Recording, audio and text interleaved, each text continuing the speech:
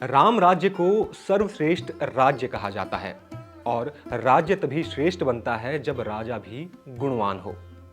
मर्यादा पुरुषोत्तम राम के जीवन से जुड़ी जो कहानी आज हम आपको सुनाने वाले हैं वो उनके कई गुणों में से एक को दर्शाती है। हालांकि आप में से बहुत से लोगों ने ये कहानी सुनी होगी।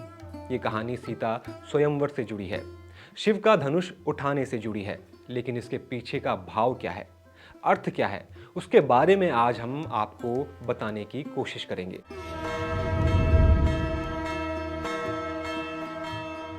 नमस्कार दोस्तों, मैं नवीन। ये बात तो आप सब जानते हैं कि सीता स्वयंवर में कई प्रतापी राजाओं ने हिस्सा लिया था। रावण भी इस स्वयंवर में पहुंचा था और उसे महाशक्तिमान माना जाता था। वो भगवान शिव का भी परम भक्त था। तो फिर आखिर क्यों वो शिव जी के धनुष को नहीं उठा पाया? क्या वजह थी? क्यों भगवान राम ने ही धनुष को उठाया और न केवल उठाया बल्कि पतंचा लगाते समय वो धनुष टूट भी गया? सीता स्वयंवर में जिस धनुष को उठाने की शर्त रखी गई थी वो भगवान शिव का धनुष पिनाक था।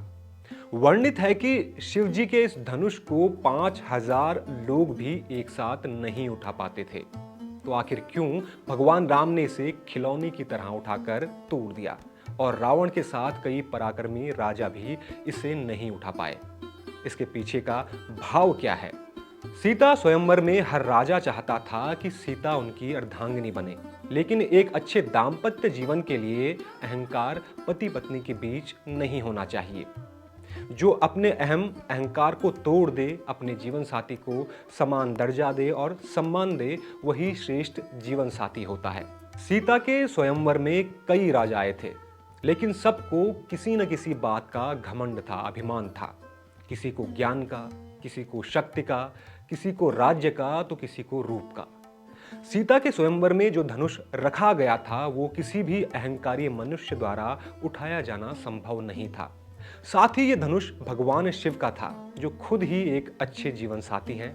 वो आदि योगी हैं जो क्रोध, काम, अहंकार जैसी सभी भावनाओं से ऊपर उठ चुके हैं। तो सीता के स्वयंवर में जिस भी राजा ने अहंकार के साथ पिनाक को उठाने की कोशिश की वो बुरी तरह से विफल हुआ।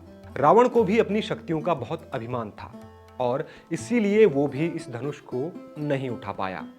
वहीं जब भगवान श्री राम अपने गुरु विश्वामित्र की आज्ञा लेकर धनुष को उठाने गए तो उन्होंने एक खिलौने की तरह धनुष को उठा लिया, क्योंकि उनके मन में अहंकार की भावना नहीं थी, जो विवाह के रिश्ते में कभी होनी भी नहीं चाहिए।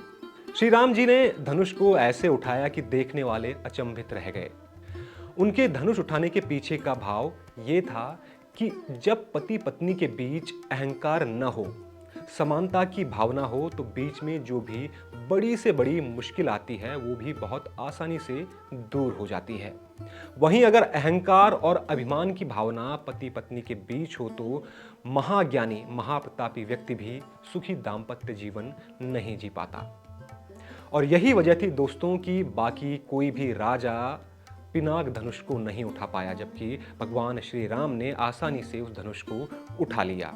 कहानी से सीख यही मिलती है कि दाम्पत्य जीवन को सुखी बनाने के लिए हमें अपने जीवन साथी को समान अधिकार देना चाहिए, स्वतंत्रता देनी चाहिए और उन पर विश्वास करना चाहिए। उम्मीद है दोस्तों कि राम राज्य की आज की कहानी आपको पसंद आई होगी। ऐसी ही एक और शिक्षाप्रद कहानी के साथ फिर से आपके साथ जुड़ेंगे राम राज्य के अगले एपिसोड में। तब तक के लिए नमस्कार।